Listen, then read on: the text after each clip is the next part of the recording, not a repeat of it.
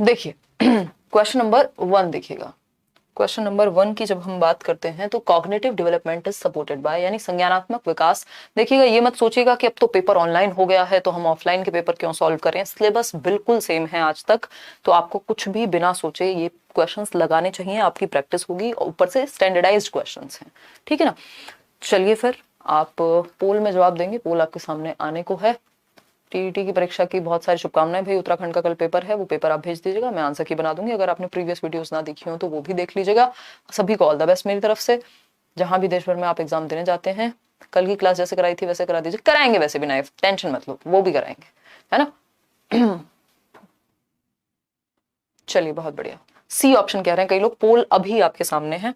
First question है cognitive development is supported by. Cognitive development वही development का प्रकार है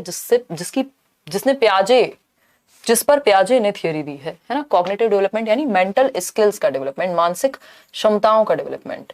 मेंटल स्किल्स जितनी भी चीजें दिमाग से जुड़ी हुई हैं, जैसे सोचना, चिंतन करना, जिसको हम थिंकिंग कहते हैं, थिंकिंग, रीजनिंग, अगर हम प्रॉब्लम सॉल्विंग की बात करें, इमेजिनेशन की बात करें, परसेप्शन की बात करें, मेमोरी की बात करें, डिसीजन मेकिंग की बात करें, जितनी भी चीजें दिमाग से जुड़ी हुई हैं वो सब कॉग्निटिव डेवलपमेंट में आती हैं। आपके बौद्धिक विकास, इंटेलेक्चुअल डेवलपमेंट, ठीक। तो कॉग्निटिव डेवलपमेंट किसके द्वारा बेहतर होगा, यानी बच्चे का संज्ञान, उसकी समझ, उसका सीखना, उसका जानना, दिमाग से रिलेटेड चीजें उसका कैसे बेहतर होंगी।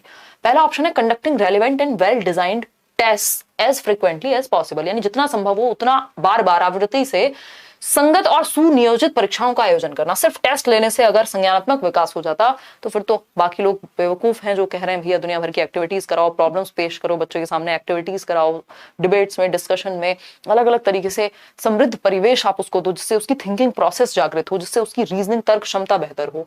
तो presenting activities that reinforce traditional methods, traditional नहीं, आज के समय के कंस्ट्रक्टिव मेथड्स, रचनावादी तरीके, क्रिएटिवली बच्चा सीख पाए। ट्रेडिशनल तो वही पारंपरिक है, चौक और टॉक का इस्तेमाल करके, मतलब चौक का यूज करेंगे बोर्ड पे और टॉक का इस्तेमाल करेंगे, ये जमानों से चलता आ रहा है, तो ट्रेडिशनल हो गया। इससे ज्यादा बेहतर तरीके अवेलेबल हैं आज की डेट में। सी ऑप्शन है providing a rich and varied environment, जो कि सही उत्तर भी है। Providing a rich and varied environment यानी एक समृद्ध और विविधतापूर्ण वातावरण उपलब्ध कराना, यानी एक ऐसा एनवायरमेंट जो रिच हो। रिच का मतलब यहाँ ये नहीं है कि पैसे में रिच हो, जो अपने एक्टिविटीज में रिच हो, जहां पे बच्चे को अलग अलग चीजें मिले जिससे उसका दिमाग खुले, ठीक। तो rich and varied, variety of things, enriched, समृद्ध वातावरण जहां दुनिया भर की एक्टिविटीज हैं। कभी आप उसको फील्ड ट्रिप पे ले जा रहे हैं, कभी उसको आप कोई क्विज के लिए ले जा रहे हैं, कभी उसको डिबेट में ले जा रहे हैं, कभी कोई सांस्कृतिक कार्यक्रम है तो वहां मौका मिल रहा है बच्चे को, ठीक। डी ऑप्शन है focusing more on individual activities in comparison to collaboration, कि इंडिविजुअल एक्टिविटीज कराओ, नहीं, इंडिविजुअल से बेटर क्या है, कोलैबोरेशन, एक साथ सीखेगा बच्चा ग्रुप में कोऑपरेट करके तब बेहतर है। तो ये तो गलत हो गया। सी ऑप्शन एकमात्र सही उत्तर था यहाँ। आगे बढ़ेंगे क्वेश्चन नंबर 2 पर। क्वेश्चन नंबर 2 देखिएगा, ह्यूमन डेवलपमेंट इज, मानव विकास। ये ऐसा क्वेश्चन है जो जमानों से बार बार पूछा जाता रहा है और पूछा जाता रहेगा अनंत काल तक, है ना। ये ह्यूमन डेवलपमेंट यानी मानव विकास क्या है, बताइएगा। मानव विकास क्या है बताइएगा, फटाफट से बताइएगा। मानव विकास क्या है, डेवलपमेंट। कल भी हमने थोड़ी सी बात इसकी की थी। अदर सब्जेक्ट्स करेंगे श्वेता, जल्दी ही करेंगे। मैं खुद सीटेट का इंतजार कर रही हूँ कि लोग रिलीज करें चीजें, क्योंकि मैंने इतनी बार करा दिया है सब कुछ, हजारों वीडियोस हैं चैनल पे, कि मुझे लगता है कि अब हम जब करें, जब बिल्कुल पेपर सर पे हो, आपकी अटेंशन पूरी मेरे साथ हो और आप पढ़ने के लिए पूरी जी जान से लगे हुए हो, इतने हम ये निपटा लेते हैं। ये भी जरूरी चीजें आज नहीं कल तो करनी ही है, ठीक है ना।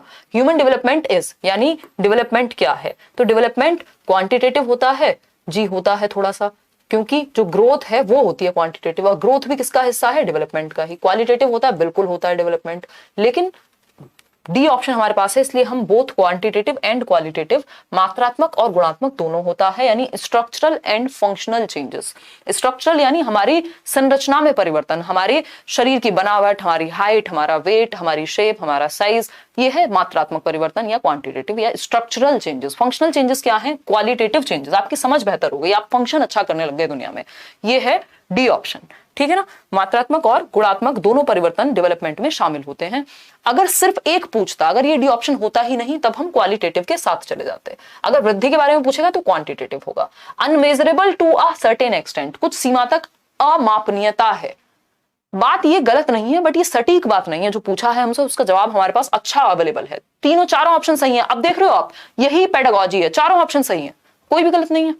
भाई क्वांटिटेटिव होता है, ग्रोथ क्वांटिटेटिव होती है, ग्रोथ हिस्सा होती है डेवलपमेंट का, लगा दो ये ऑप्शन, गलत हो जाएगा। लेकिन जो हमसे पूछा है उसका बेस्ट ऑप्शन क्या है हमारे पास, वो उसके साथ हम जाएंगे, जो कि डी है, अदरवाइज चारों ऑप्शन सही है ना। क्वेश्चन नंबर 3 देखिएगा, the nature nurture debate refers to, यानी प्रकृति पोषण विवाद किससे संबंधित है। ये क्वेश्चन हमेशा आएगा। ऐसा कौन सा पेपर है जब इस क्वेश्चन को हम अवॉइड कर सकें, है ना। बस कान इधर से पकड़ेगा, कभी कभी इधर से पकड़ेगा, दैट्स इट, है ना, घुमा के पूछ सकता है, बट इस क्वेश्चन को कैसे अवॉइड करेंगे, सिलेबस में हटा ही नहीं सकते ना हम इसको। ये बिल्कुल कोर है। क्या है nature and nurture, heredity and environment. Heredity, वो नोट्स मिलेंगे उसमें बिल्कुल साफ साफ लिखा हुआ है, हेरिडिटी एंड एनवायरमेंट, है ना।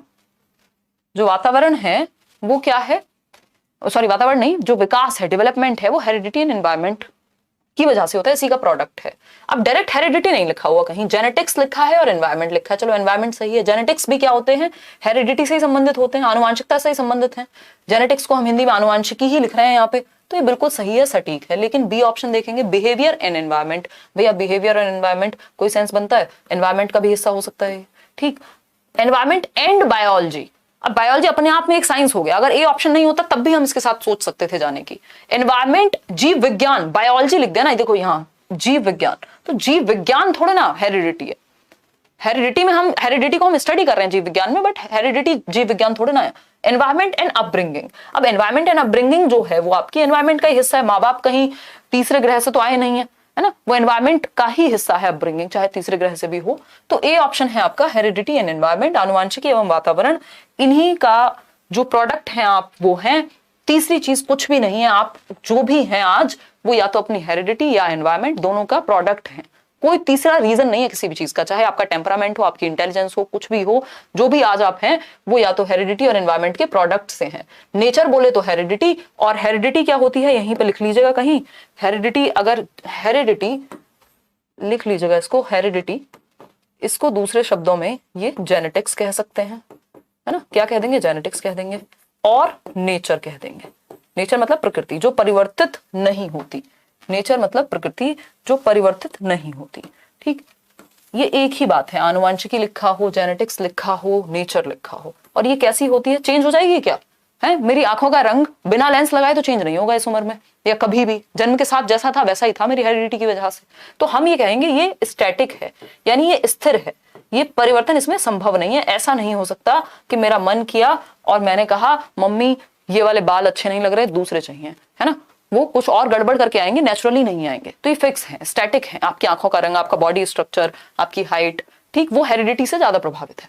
अगर हम बात करते हैं किसकी, एनवायरमेंट की, तो एनवायरमेंट को, पर्यावरण जिसको हम कह रहे हैं, इसको आप क्या कहेंगे, अपब्रिंगिंग कह लीजिए। ये पेपर में लिखा आ सकता है, अपब्रिंगिंग कह लीजिए। एक तो दिमाग आज पता नहीं मेरा कहाँ है, बैक टू बैक क्लासेस क्या ले ली, अपब्रिंगिंग कह लीजिए, ठीक।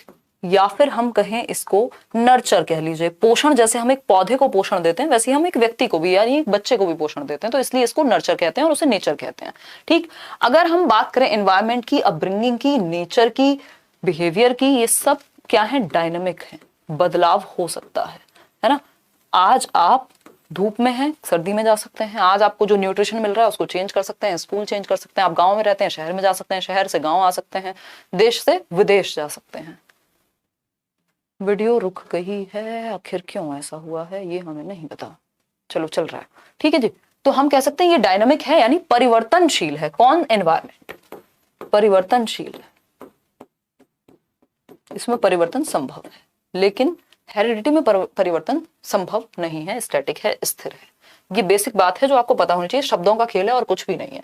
तो डेवलपमेंट में हेरिडिटी और एनवायरमेंट दोनों का रोल होता है। एक और बात यहाँ पे हम याद रखेंगे, डेवलपमेंट यानी विकास बराबर हेरिडिटी इनटू एनवायरमेंट, यानी आनुवांशिकी एवं वातावरण का गुणनफल है विकास, एडिशन नहीं है, सब्ट्रैक्शन नहीं है, है ना। ये हेरिडिटी प्लस एनवायरमेंट नहीं है, ये हेरिडिटी माइनस एनवायरमेंट नहीं है, ये हेरिडिटी डिवाइडेड बाय एनवायरमेंट नहीं है ना। ये क्या है, प्रोडक्ट है, यानी किसी क्षेत्र में हेरिडिटी ज्यादा हावी होगी, किसी क्षेत्र में एनवायरमेंट ज्यादा हावी होगा, ठीक है ना।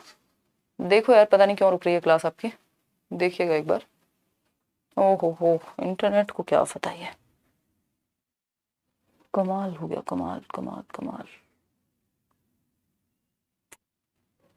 अभी देखना, पता नहीं कुछ तो या तो सर्वर का पंगा है क्या है, सब कुछ ठीक है यहां से, तो देखिएगा, तो ना तो हेरिडिटी के साथ ये गुणनफल के अलावा कुछ नहीं है, ना तो सब्ट्रैक्शन है, ना तो घटाना है हेरिडिटी में से एनवायरनमेंट को, ना जोड़ना है, ना भाग है। ये क्या है? गुणनफल है, प्रोडक्ट है। हेरिडिटी एंड एनवायरनमेंट का प्रोडक्ट है डेवलपमेंट, गुणनफल है। गुणनफल में ऐसा नहीं कि ये 50% और ये 50%, किसी क्षेत्र में हेरिडिटी ज्यादा हावी होगी, जैसे आपकी आंखों का रंग है, आपकी बुद्धि जो है वो हेरिडिटी से ज्यादा प्रभावित होगी, आपका बॉडी स्ट्रक्चर हेरिडिटी से ज्यादा प्रभावित होगा, आपकी अगर हम बात करें बालों के रंग की तो हेरिडिटी से ज्यादा प्रभावित होगा। वहीं एनवायरनमेंट की अगर हम बात करें तो किसी क्षेत्र में एनवायरनमेंट ज्यादा हावी होगा, न्यूट्रिशन आपका, एजुकेशन आपकी, ट्रेनिंग आपकी कितनी बढ़िया मिली है, तो वो एनवायरनमेंट से प्रभावित होगी। तो किसी क्षेत्र में हेरिडिटी ज्यादा हावी होती है, किसी में एनवायरनमेंट, और दोनों का प्रोडक्ट है कौन? डेवलपमेंट। अच्छा, एक और चीज इसमें ध्यान रखिएगा, इसको लिखेंगे हम, ये एडिटिव नहीं होते। कौन एडिटिव नहीं होते? ये वुडवर्थ कहते हैं कि विकास में आनुवंशिकता एवं वातावरण दोनों महत्वपूर्ण